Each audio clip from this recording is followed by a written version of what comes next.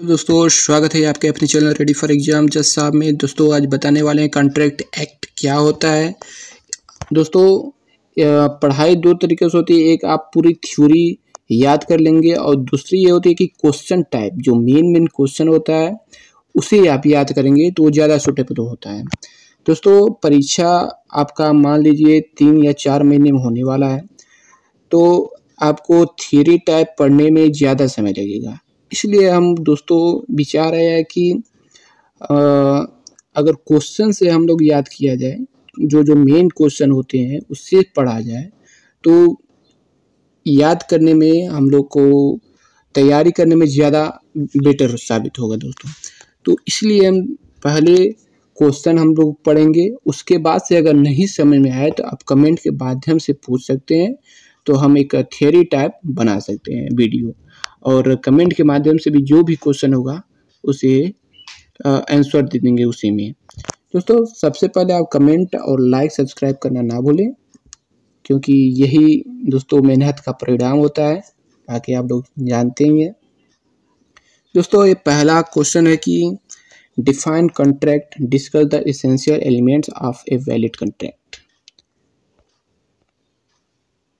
दोस्तों इसका क्वेश्चन इस तरह से कुछ क्वेश्चन पूछ सकता है, कुछ इस टाइप का क्वेश्चन पूछ सकता है, इस टाइप का नहीं पूछेगा दोस्तों। और हाँ, the parties to a contract in a instance make a law of themselves, ठीक। और कुछ इस टाइप का भी क्वेश्चन पूछ सकता है, what is the nature of the object of contract. दोस्तों एक इससे भी देख लें तो है, law of contract is not a whole of a law of agreement nor whole law of obligation. Discuss the enumerating the essential of a valid contract. दोस्तों कुछ इस तरह के टाइप पूछ सकता है, लेकिन दोस्तों ये जो है उस तरह से इधर मतलब नहीं ज़्यादा पूछता है, क्योंकि ये मतलब देखा हुआ है, अनुभव किया हुआ है, ये नहीं पूछता इस तरह से what is a contract, what is the essential of object of contract, इस तरह से नेचर ऑफ कॉन्ट्रैक्ट, इस तरह से थोड़ा शॉर्ट टाइप में ज़्यादा पूछता है। तो आइए आंसर की तरफ देखें, आंसर क्या हम लोग लिख सकते हैं, और आंसर से ही दोस्तों थियरी का भी पता चल जाएगा, थियरी भी लिख देंगे। डायरेक्ट आंसर से क्वेश्चन से आंसर लिखने में या याद करने में हम लोग को बहुत ही समझ लीजिए एक सुविधा होती है याद करने में, और जल्द याद भी हो जाता है। तो पहला है दोस्तों आंसर, इसका मीनिंग देख लेते हैं। मीनिंग है a contract is an made agreement made between two or more parties which the law will enforce, which is the law enforce. दोस्तों इसका हिंदी होगा, आप लोगों को पहले तो मालूम ही होगा, लेकिन बता देते हैं कि एक कॉन्ट्रैक्ट, क्योंकि हम पिछले वीडियो में बता चुके हैं, जो हिंदी मीडियम में हम बनाए थे वीडियो, उसमें इससे भी अच्छा बेटर में हम बनाए हैं। दोस्तों कमेंट में डिस्क्रिप्शन में भी आपको उस वीडियो का लिंक मिल जाएगा, अगर ये नहीं समझ में आया है तो उसे देख लें, या दोनों देखेंगे तो आपके लिए ज़्यादा बेटर होगा। समझने के लिए वो बहुत ही अच्छा है और यह भी बहुत ही अच्छा है। ये इंग्लिश मीडियम है, इसलिए थोड़ा टफ कुछ लोगों को लग सकता है, लेकिन इंग्लिश ही भी बहुत ज़रूरी है। दोस्तों इसका अर्थ होगा कि a contract is an agreement made between two or more parties which the law will enforce, यानी कि एक एग्रीमेंट वह होता है, कॉन्ट्रैक्ट वह होता है जो दो या दो से अधिक व्यक्तियों के बीच होता है और विधि द्वारा प्रभावी या वैधफुल होता है। दोस्तों यानी कि इन्फोर्स जो विधि द्वारा प्रभावी हो या विधि जो लागू कर सके उसे हम कॉन्ट्रैक्ट कहते हैं। अगर विधि लागू नहीं कर सकता है, विधि द्वारा प्रभावी नहीं हो सकता है, तो एग्रीमेंट ही तक बस रहेगा, कॉन्ट्रैक्ट नहीं बन पाएगा। दोस्तों अगला है डिफिनीशन जो है, according to the section 2H में दोस्तों दर्शाया गया है, बताया गया है के अनुसार कि of the Indian contract act 1872 an agreement enforceable by law is contract. दोस्तों ये मात्र एक लाइन में बता दिया है कि an agreement enforceable by law is a contract, यानी कि वह एग्रीमेंट जो विधि द्वारा लागू हो, विधि द्वारा प्रभावी हो, उसे हम कॉन्ट्रैक्ट कहते हैं। दोस्तों क्लियर हो गया। उसके बाद से एक विचारक हैं सेलमन, इनके अनुसार है कि an agreement creating and define obligation between the parties. दोस्तों इसका मतलब यही होगा कि पार्टियों के बीच जो बिटवीन द पार्टियों के बीच एक बना एग्रीमेंट यानी कि बनाने और उनके विश्लेषण करने की जो क्षमता है, एग्रीमेंट है, वह कॉन्ट्रैक्ट कहलाता है। Contract is an agreement creating and defining obligation between the parties. दोस्तों इससे अच्छा हिंदी में आप लोग याद करेंगे और उसे इंग्लिश में ट्रांसलेट करेंगे तो अलग रहेगा, क्योंकि हम जो हिंदी मीडियम में बताए थे उससे कुछ हटके है, लेकिन यह सही है। ये तो एक लाइन में, लेकिन वह भी सही है, क्योंकि परिभाषा भी दोस्तों कुछ कुछ किताब में अलग अलग लिखा जाता है, कहीं और अलग लिखा जाता है, इसलिए कोई इसका मतलब नहीं है। अपना समझते रहिए और देखते रहिए। दोस्तों इसमें कुछ अब देख लेते हैं essential elements of a valid contract. कौन से जो मुख्य तत्व हैं, यानी मुख्य जो है कि वैलिड कॉन्ट्रैक्ट को मुख्य बनाने में, यानी कि वैलिड कॉन्ट्रैक्ट बनाने में कौन सा प्रमुख योगदान, प्रमुख तत्व है, उसे देख लेते हैं। दोस्तों दिया है according to section 10, all agreements are contract if they are made by the free consent of the parties competent to contract for a lawful consideration and with a lawful object and not hereby expressly declared to be void। दोस्तों इसका मतलब यह होगा, दोस्तों कहने का मतलब यह है कि जो एग्रीमेंट होता है यानी कॉन्ट्रैक्ट होता है, वो सभी एग्रीमेंट्स कॉन्ट्रैक्ट नहीं होते, लेकिन सभी कॉन्ट्रैक्ट एग्रीमेंट होते हैं। लेकिन एग्रीमेंट कब होता है? जब उसमें फ्री कॉन्स्टेंट होता है, यानी कि स्वतंत्र सम्मति होता है, स्वतंत्रता पूर्वक होता है, ठीक, तब वह कॉन्ट्रैक्ट बनता है, ठीक। और उसके बाद से एक लॉफुल कंसिडरेशन एक होना चाहिए और लॉफुल ऑब्जेक्ट भी होना चाहिए, ठीक। और वह जो एग्रीमेंट हुआ हो जिस पे, वो वाइड नहीं हो, यानी शून्य न हो। दोस्तों इसको विस्तार से बताएंगे तो वो नीचे दिया है और भी अच्छे से जान लीजिए। तो है दोस्तों कि पहला आप लोगों का ऑफर एंड एक्सेप्टेंस जो है, ये दिया है कि to constitute a contract there must be an offer and the acceptance of that offer. यानी कि वह कॉन्ट्रैक्ट, मतलब कॉन्ट्रैक्ट में मस्ट मतलब जरूरी होना चाहिए एक ऑफर और उसकी स्वीकृति उसी ऑफर की। जैसे एक व्यक्ति कोई ऑफर दिया दूसरे व्यक्ति को, तो दूसरा व्यक्ति इसका स्वीकृति एक्सेप्टेंस कर लेता है, एक्सेप्ट कर लेता है, तो वह एक कॉन्ट्रैक्ट हो जाएगा, एग्रीमेंट हो जाएगा। दोस्तों अभी कॉन्ट्रैक्ट नहीं हुआ लेकिन एग्रीमेंट हो जाएगा। लेकिन अब यही जब लॉफुल या फोर्स बाय लॉ आ जाता है तो वह कॉन्ट्रैक्ट हो जाता है। दूसरा पॉइंट है द ऑफर ऑफ एक्सपेक्टेंस।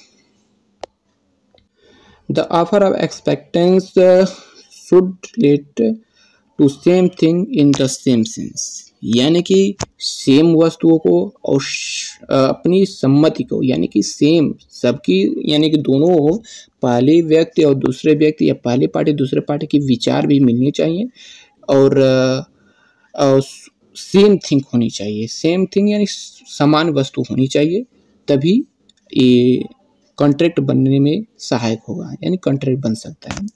तीसरा पॉइंट है there must be two or more person to an agreement because one person cannot enter into a agreement with himself। यानी कि एक व्यक्ति खुद से कोई कॉन्ट्रैक्ट या एग्रीमेंट नहीं कर सकता, क्योंकि वह स्वयं तो करेगा नहीं, स्वयं से स्वयं खुद का हो ही नहीं सकता एग्रीमेंट।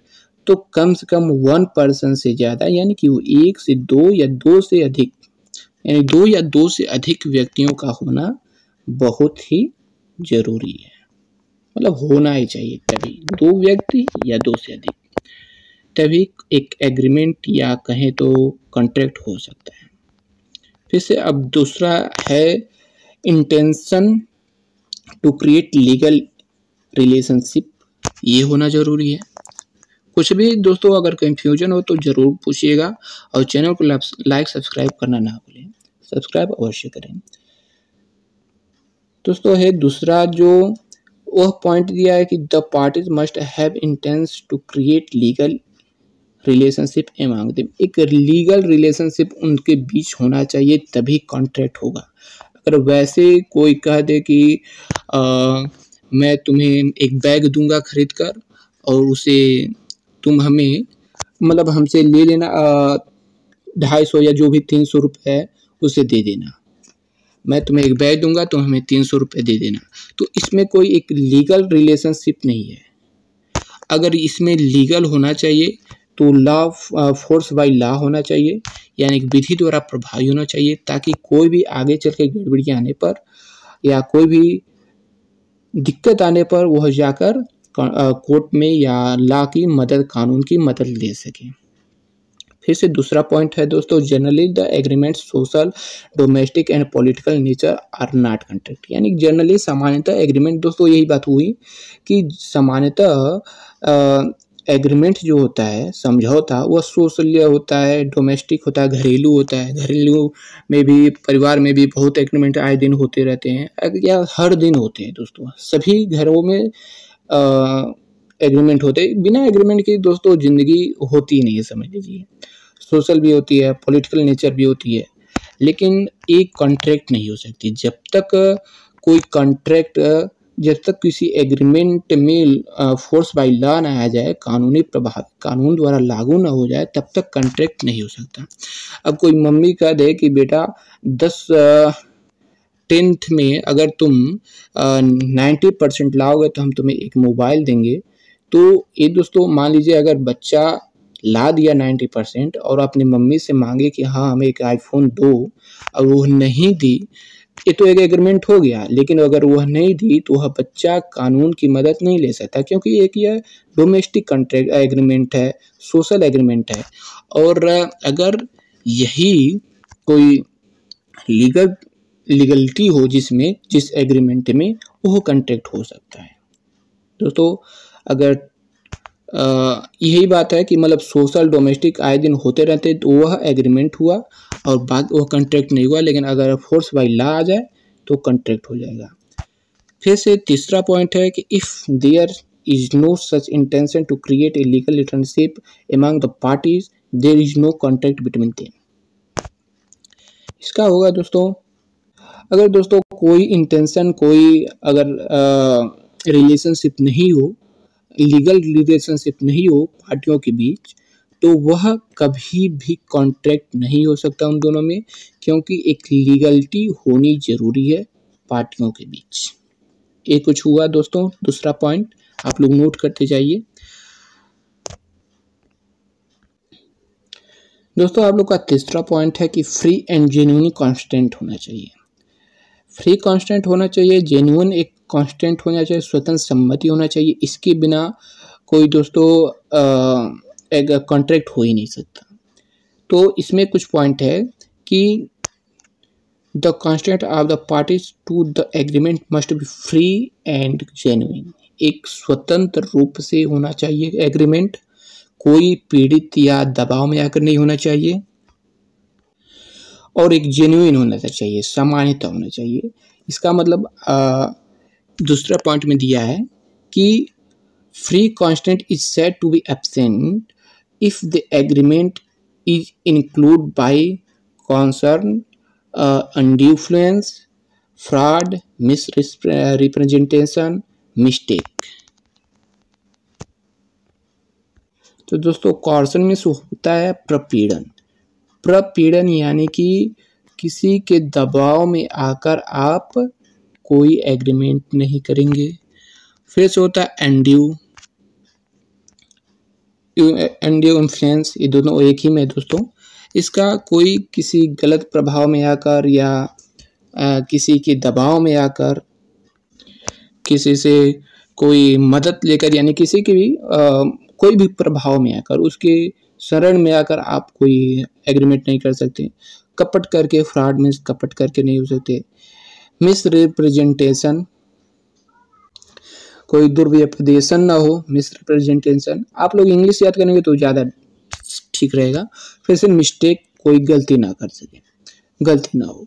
तो ये जो पांचों अगर ना हो किसी में, पांचों ये जो है, जो भी मेन टॉपिक है, टॉपिक का ये या पॉइंट है, वो नहीं होना चाहिए किसी एग्रीमेंट में। अगर ये रहेगा एग्रीमेंट में तो वह कॉन्ट्रैक्ट कभी बन ही नहीं सकता। अगला है दोस्तों, एक लॉफुल ऑब्जेक्ट होना चाहिए। उन दोनों पार्टियों के बीच एक लॉफुल ऑब्जेक्ट होना चाहिए। इसका पॉइंट कुछ दिया है कि the object of the agreement must be lawful. In other words, the it means the object must not be illegal, immoral and opposed to public policy.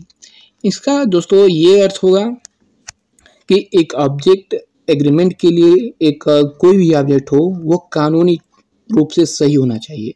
कोई गलत अगर ऑब्जेक्ट हो, जैसे कि ड्रग्स हुआ या कुछ भी मतलब हुआ, ये दोस्तों इसमें दिया है, अभी इसे आगे बता रहे हैं, तो वह उसका एग्रीमेंट नहीं हो सकता। फिर से it means object must not B, यानी कि ये तीनों नहीं होना चाहिए। इलीगल नहीं होना चाहिए, अवैध नहीं होना चाहिए, इमोरल अनैतिक नहीं होना चाहिए, अपोज टू पब्लिक पॉलिसी सार्वजनिक नीति इसके विपरीत नहीं होना चाहिए दोस्तों। क्योंकि ये जो भी ये तीनों रहेगा तो उसका कॉन्ट्रैक्ट नहीं बन सकता। अगला है दोस्तों, अगला point, if an agreement suffers from any legal flaw it would not be enforceable by law. यानी कि अगर कोई भी एग्रीमेंट हो और कोई कानूनी दोष हो, उसमें कोई कानूनी दोष से वो ग्रस्त हो, यानी कि कोई भी एग्रीमेंट हो, तो वह इन्फोर्सेबल बाय लॉ नहीं हो, उसमें नहीं हो सकता। और जब ये नहीं होगा, क्योंकि यही कॉन्ट्रैक्ट के लिए जरूरी है इन्फोर्सेबल बाय लॉ, अगर ये नहीं होगा तो कॉन्ट्रैक्ट का निर्माण नहीं हो सकता। तो ये कुछ हो गया लॉफुल ऑब्जेक्ट के लिए। फिर से अगला देख लेते हैं, लॉफुल कंसिडरेशन। इसका एक दोस्तों प्रतिफल, कंसिडरेशन नहीं होता प्रतिफल, आप लोग को पिछले वीडियो में बताए हैं कॉन्ट्रैक्ट के बारे में हिंदी मीडियम में। तो इसका कुछ पॉइंट दिया है कि एन एग्रीमेंट, ये दोस्तों नोट कर लेंगे तो आपको तैयारी करने में बहुत ही अच्छा रहेगा। क्योंकि एक क्वेश्चन में अगर कोई भी आंसर हो, अगर उसको क्वेश्चन में आंसर देते हुए अगर ये लिखेंगे कुछ टॉपिक डालकर, अपना पॉइंट डालकर, तो नंबर ज़्यादा आता है दोस्तों। आप लोग समझते होंगे, नोट करते जाइए। तो पहला है कि an agreement to be enforceable by law must be supported by consideration. अगर कोई भी एग्रीमेंट हो जो इन्फोर्सन कानून द्वारा प्रभावी हो, लागू हो, तो उसमें कुछ न कुछ कंसिडरेशन प्रतिफल होना जरूरी है, क्योंकि ये मदद भी करता है। फिर से अगला पॉइंट है, कंसिडरेशन मीन्स एन एडवांटेज और बेनिफिट, या कोई प्रतिफल या कोई लाभ ये मिलना चाहिए, आप लोग को लाभ मिलना चाहिए। Moving from one party to other, एक पार्टी को दूसरे द्वारा लाभ जरूर होना चाहिए, तभी एक कंसिडरेशन प्रतिफल या कॉन्ट्रैक्ट हो सकता है। इन अदर वर्ड में समथिंग रिटर्न, यानी कि किसी चीज के बदले, किसी भी वस्तु के बदले वह कुछ रिटर्न करे, वापस कुछ दे दूसरा व्यक्ति, तो वह प्रतिफल कहलाता है। यानी कि अगर एक व्यक्ति दूसरे को कोई वस्तु दे, बुक अगर दे दे, उसके बदले दूसरा व्यक्ति उसे 50 रुपये दे उसके बदले, तो वह उसका कंसिडरेशन प्रतिफल होगा और दोनों को लाभ होगा। पहले व्यक्ति को 50 रुपये मिल जाएगा और दूसरे व्यक्ति को उसका बुक मिल जाएगा, क्योंकि दोनों की सम्मति भी है। तो दोस्तों ये कुछ हुआ कंसिडरेशन। फिर से दोस्तों तीसरा point, the agreement is enforceable only when both the parties give something and got something in return. यानी कि इन्फोर्सेबल बाय लॉ तभी हो सकता है एग्रीमेंट में जब दोनों पार्टी समथिंग कुछ दे और कुछ लें रिटर्न में, तभी एक कॉन्ट्रैक्ट हो सकता है, वरना कॉन्ट्रैक्ट नहीं हो सकता। वो दान में आ जाएगा या किसी और में आ जाएगा, कॉन्ट्रैक्ट नहीं हो सकता। कॉन्ट्रैक्ट मतलब एक प्रतिफल होना बहुत ही जरूरी है दोस्तों। फिर से इसके अगला पॉइंट देखें तो है the consideration must be real and lawful, एक वास्तविक होना चाहिए और एक लॉफुल यानी कानूनी प्रतिफल होना चाहिए। ये नहीं कि किसी भी चीज़ का रेट या प्राइस कम हो और उसको ज़्यादा में करें तो ये लॉफुल से अधीनता होगी, इसलिए ये लॉफुल हो नहीं सकता। तो एक निश्चित मात्रा में यानी वस्तु के अनुसार ही उसका कॉन्सेंट्रेशन होनी बहुत ज़रूरी है। फिर से अगला देख लेते हैं दोस्तों कि कैपेसिटी ऑफ पार्टीज। इसका दोस्तों है कि पॉइंट दिया है कि मतलब क्षमता, कैपेसिटी मतलब पार्टियों में क्षमता होनी चाहिए कॉन्ट्रैक्ट की, और उसमें क्षमता यानी कि उसकी योग्यता होनी चाहिए। योग्यता भी इसमें दिया है। क्या दिया है? तो पहला पॉइंट है the parties to a contract should be capable of entering into valid contract, यानी कि वैलिड कॉन्ट्रैक्ट यानी वैध कॉन्ट्रैक्ट संविदा बनाने के लिए पार्टियों को कैपेबल में योग्य होनी चाहिए, क्षमता होनी चाहिए, योग्यता होनी चाहिए।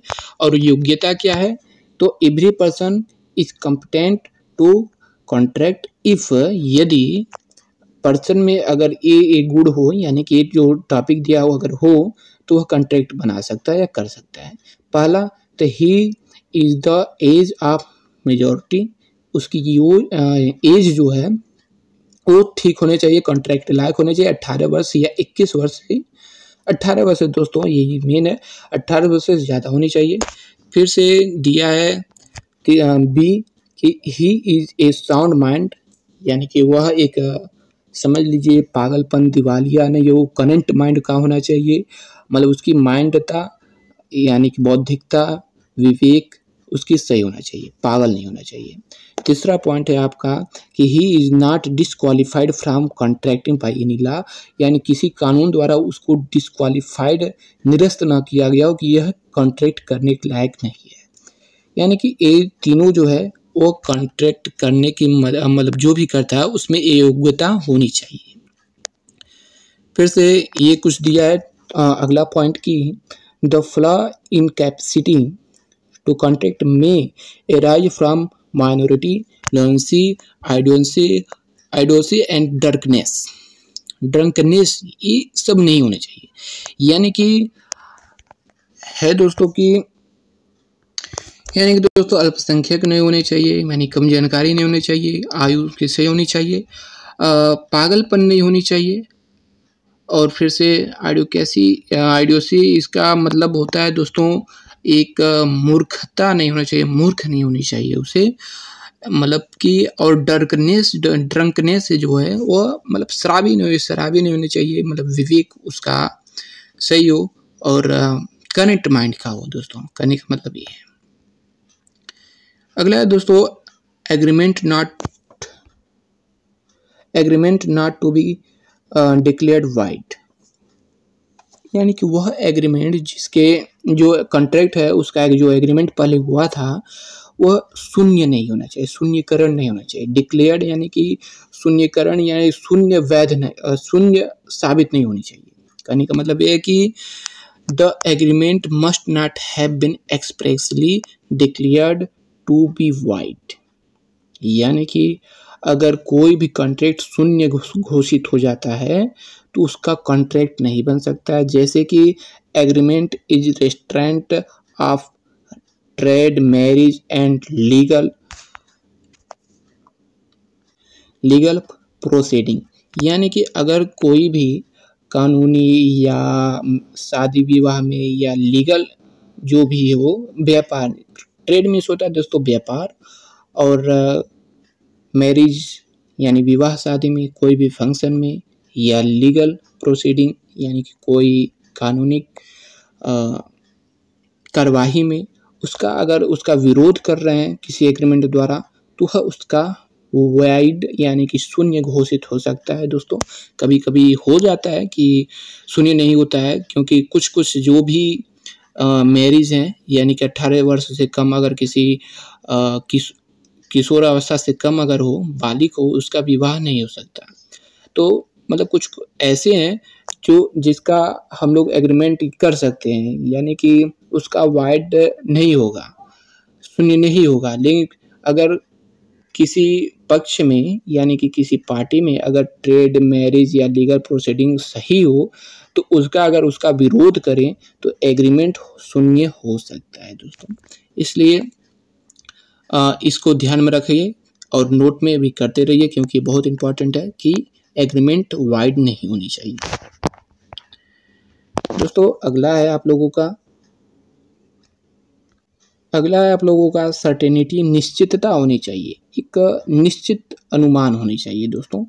इसको कुछ पॉइंट में देख लेते हैं। दोस्तों कुछ पॉइंट दिया है कि the meaning of agreement must be certain and not be वैग और इनडिफाइन, यानी कि दोस्तों अनिश्चितता नहीं होनी चाहिए, शून्यता नहीं होनी चाहिए, एक क्लियरिटी होनी चाहिए दोस्तों, एक निश्चितता होनी चाहिए किसी भी एग्रीमेंट में। वैसे इफ इट इज वैग and indefinite is not possible understand it's meaning, यानी कि अगर दोस्तों अनिश्चितता होगी या कुछ भी क्लियरिटी नहीं होगी तो वह पॉसिबल नहीं होगा दोस्तों कोई भी एग्रीमेंट बनाने में या कॉन्ट्रैक्ट बनाने में। ठीक, यानी कि सर्टेन एक निश्चितता होनी चाहिए, एक क्लैरिटी होनी चाहिए, ताकि कोई भी आगे चलकर मुश्किल या सस्पेंस या कोई भी कन्फ्यूजन ना हो, ताकि वाइड दोस्तों वाइड की होने में बहुत ही चांस ज़्यादा रहता है। कोई भी अगर कमी हो जाएगी तो एग्रीमेंट वाइड हो जाता है, और वाइड जब भी होगा तो कॉन्ट्रैक्ट नहीं बन पाएगा। इसलिए वाइड का ध्यान, वाइडेबल नहीं होना चाहिए दोस्तों। जैसे कि अगर कोई है, एग्जाम्पल से समझाया है कि A agrees to sell to B 100 ton oil. ठीक दोस्तों, इसके बाद से there is nothing whatever to show what kind of oil intent the agreement is void for uncertainty, यानी कि ए अगर बी को 100 टन ऑयल देना चाहता है, सहमत हो जाता है, तो और उसके बाद से उसके पास there is nothing whatever to show what kind of oil intended, यानी उसके पास दिखाने के लिए या कुछ बताने के लिए, सबूत के लिए, प्रूफ के लिए कुछ भी, किसी भी तेल का उसका प्रकार नहीं हो, तो वह एग्रीमेंट शून्य हो जाएगा। और वो कह सकता है कि आप लोग मतलब कैसे दे सकते हैं, अगर आपके पास दिखाने के लिए नहीं है, कुछ की प्रूफ नहीं है, सैंपल नहीं है, या उतना तेल ही नहीं है, तो आप कैसे दे सकते हैं। यानी कि एक निश्चितता होनी जरूरी है कि हाँ, यदि हम आपसे एग्री हैं तो आप हमें दिखाइए, कुछ सैंपल दीजिए, कुछ आयल दिखाइए, ताकि हम आप उस पर भरोसा कर सकें। फिर से उसके बाद से 9th यानी कि पॉसिबिलिटी ऑफ परफॉर्मेंस। ये दोस्तों इसका मतलब हुआ कि the terms of an agreement should be capable of performance, यानी कि जो भी एग्रीमेंट हो उसे दिखाई शो करे, उसे दिखाए, यानी कि यही जो पहले हम बताए थे वही ये भी है कि उसे एक निश्चितता होनी चाहिए, एक प्रूफ होनी चाहिए, एक समझ स्टैम्प पेपर जो नहीं होता है उस पर लिखित होना चाहिए। वैसे तो कॉन्ट्रैक्ट लिखित और अलिखित दोनों हो सकता है, मौखिक भी हो सकता है, लेकिन लिखित दोस्तों ज़्यादा होता है ताकि कोई आगे चलकर दिक्कत ना आए। फिर से दूसरा पॉइंट, द एग्रीमेंट दोस्तों, the agreement to do an act impossible in itself is wide and content cannot be enforceable, यानी कि अगर कोई एग्रीमेंट दोस्तों इम्पॉसिबल, असंभव प्रतीत हो, असंभव जैसा बर्ताव करे, घटित हो, तो वह अपने आप में एक शून्य हो जाएगा दोस्तों, कोई एग्रीमेंट नहीं हो सकता, और यह एनफोर्सेबल बाय लॉ भी नहीं हो सकता, तो कॉन्ट्रैक्ट बनने की उम्मीद ही नहीं हो सकती। तो यानी कि एक निश्चितता, वास्तविकता दोस्तों, ये जो पॉसिबिलिटी ऑफ परफॉर्मेंस है इसमें वास्तविकता होनी चाहिए, मतलब चीज़ दिखे।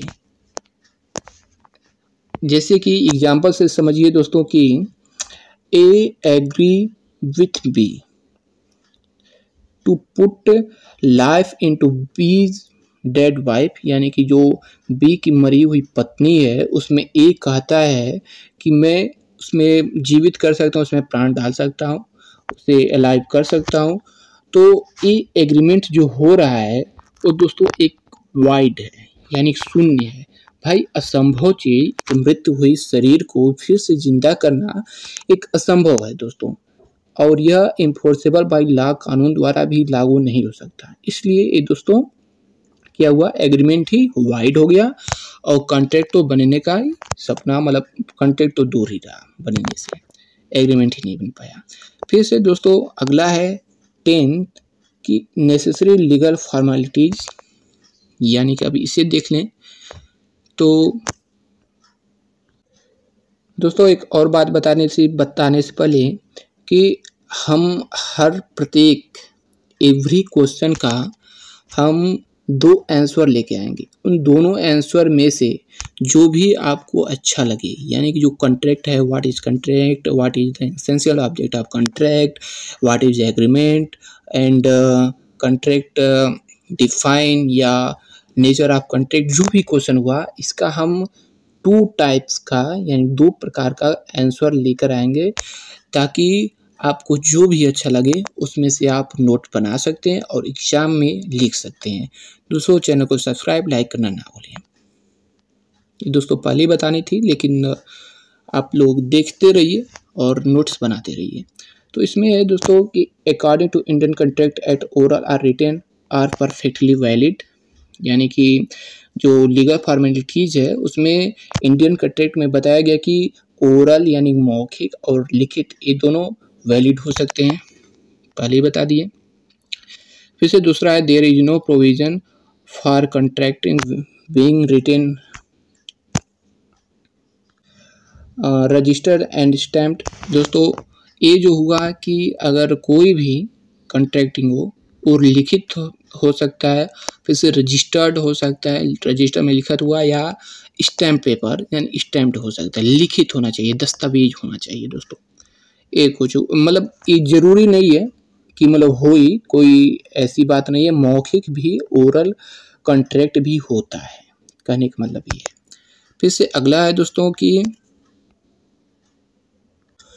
बट जो तो तीसरा पॉइंट दिया है कि but it is required by law that it should comply with legal formalities and they it should be complete with all legal necessary. दोस्तों नेसेसरी फॉर्मेलिटीज फॉर इट्स इन्फोर्सेबिलिटी, यानी कि कोई भी अगर इट रिक्वायर्ड बाई लॉ हो, कानून में अगर कोई जा रहा हो तो उसकी जो फॉर्मेलिटीज होती है, लीगल फॉर्मेलिटीज, उसको पूरा करना, कंप्लीट करना, यानी जो भी लीगल फॉर्मेलिटीज बताए हैं ऊपर उसको पूरा करना बहुत ही जरूरी है। यानी कि एक नेसेसरी होता है, आवश्यक होता है फॉर्मेलिटीज को इन्फोर्सेबिलिटी में लाने के लिए, यानी कानून में लाने के लिए जो कानून द्वारा कुछ पॉइंट दिए हैं उसको कंप्लीट करना, यानी कि उसमें उसको एक्सेप्ट करना, तभी एक इन्फोर्सेबिलिटी बाय लॉ होगी। तो एक कुछ रहा दोस्तों आप लोग का पहले क्वेश्चन का आंसर, और भी आगे है आप लोग को बताएंगे। इसी क्वेश्चन का एक दूसरे टाइप के एक दूसरा आंसर लेकर आएंगे और उसे देखिएगा, आप लोग समझिएगा। इससे बेटर भी हो सकता है या इससे इतना अच्छा हो सकता है, आप लोग समझने का प्रयास करेंगे तो देखिएगा क्या होता है। दोस्तों दूसरा क्वेश्चन है आप लोग का, इसका भी अगले दिन कराएंगे कि define offer the proposal, explain the legal rules as the void offer, also discuss the law relating to communication of offer, revocation of offer. यानी कि दोस्तों जो प्रपोजल है और ऑफर है उसको क्या होता है उसको बताना है, उसे हम अब कल बताएंगे। दोस्तों चैनल को लाइक सब्सक्राइब करना ना भूलें।